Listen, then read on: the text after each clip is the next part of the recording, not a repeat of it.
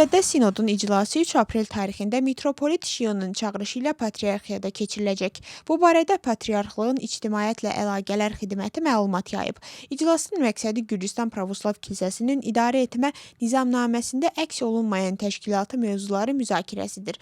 Bunlara Sinodun növbəti iclasları və genişləndirilmiş yığıncaqla bağlı əlavə detallar, həmçinin yığıncağın keçiriləcəyi yer, nümayəndələrin dəvət olunma proseduru və digər zəruri məsələlər daxildir deyə yayılan məlumatda bildirilir.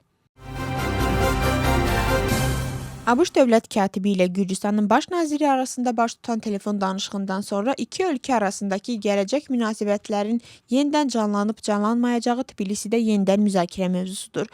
Müxalifət əmindir ki, söhbət İranda davam edən hərbi əməliyyatlarla bağlı olub və daxili siyasi proseslərə dair tənqidi mesajlar da verilib. Gürcü arzusu isə Marco Rubio'nun zəngini strateji tərəfdaşlığın bərpası istiqamətində ciddi adım və mühüm mesaj kimi qiymətləndirir.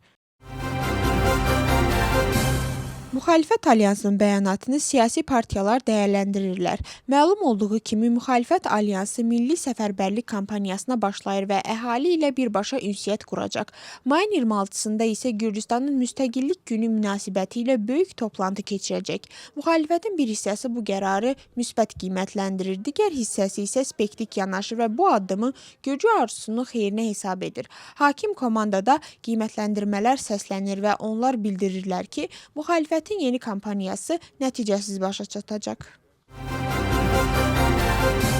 1982-ci il təvəllüdlü bir şəxs və ana və uşağı soyğunçuluq ittihamı ilə həbs edilib. Ananın əvvəllər məhkumluğu var. İstintaq müəyyən edib ki, bu il martın 29-da maskalı şübhəlilər Tel Aviv bələdiyyəsinin Qaracala kəndində yaşayan bir vətəndaşın gecə saatlarında evinə girərək ona fiziki hücum edib və zorla 8200 lari, bank kartları və mobil telefonunu aparıblar.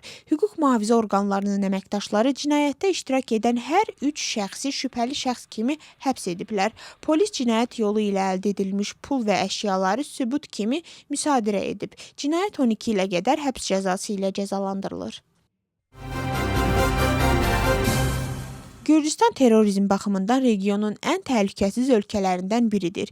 İqtisadiyyat və Sülh İnstitutunun dərc etdiyi qlobal terrorizm indeksinə əsasən Gürcüstan terror təhlükəsinin çox aşağı olduğu ölkələr siyahısındadır. 2026-cı ilin ən son reytinqində Gürcüstan 1-dən 100-ə qədər artan şkala üzrə 77-ci yerdədir. İndeks terror hadisələri, ölənlərin sayı, ağır cinayətlər, girov götürülməsi, antiterror tədbirləri, terrorizmin araşdırılmasının effektivliyi və bir çox digər parametrlər əsasında hesablanır. Gürcüstan 2025-ci illə müqayisədə bu ilki reytinqdə mövqeyini yaxşılaşdırıb. Terror təhlükəsinin ən aşağı səviyyəsinə görə Gürcüstan, Yaponiya, Finlandiya, Slovakiya və Danimarka kimi ölkələrlə eyni qrupda yer alır.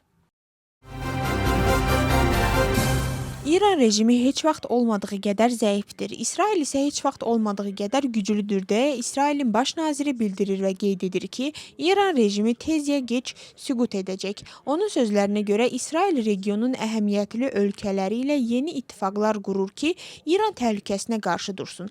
Benyamin Netanyahu konkret ölkələrin adını çəkməyib, lakin bildirib ki, bu barədə daha sonra ətraflı danışacaq. O həmçinin deyib ki, Hizbullah artıq İsrail üçün strateji təhlükə hesab olunmur.